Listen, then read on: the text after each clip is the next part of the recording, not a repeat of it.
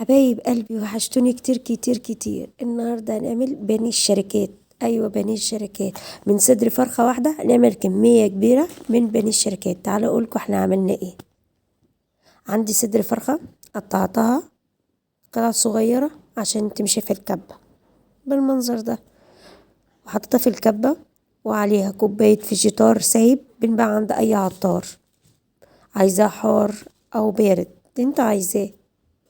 بعد كده نزلت بالبهارات اللي هي عبارة عن كمون وفلفل اسود ولبن ومعلقتين لبن بودر وتوم وملح.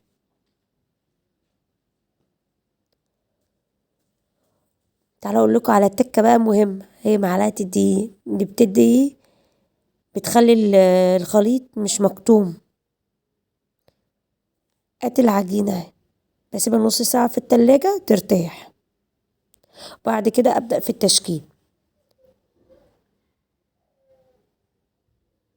عندي طبق فيه شوية مية بستخدمها ان انا لما اجي امسك العجينه ببل ايديا بشويه ميه عشان العجينه ما تمسكش في ايديا، واخد قطعه من العجينه على شكل دايره وبعدين الفها على شكل صباع كفته كده عادي، وبعدين بضبطها بكف ايدي اي شكل اللي انت عايزاه، بس انا حبيته اعمله على شكل البانيه بتاع الشركات.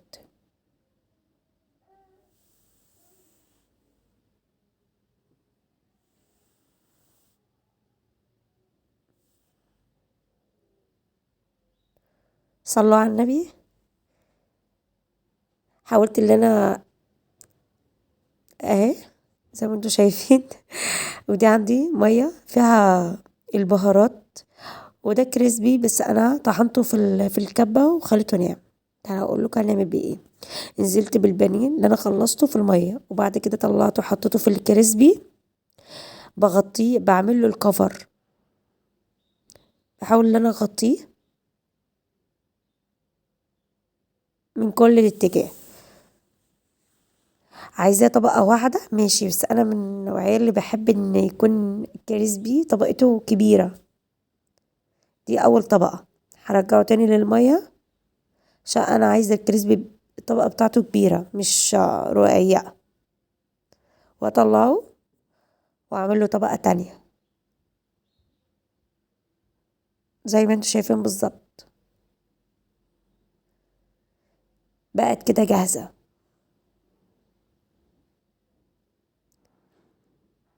هكمل الكميه كلها بالشكل ده. دي نص الكميه.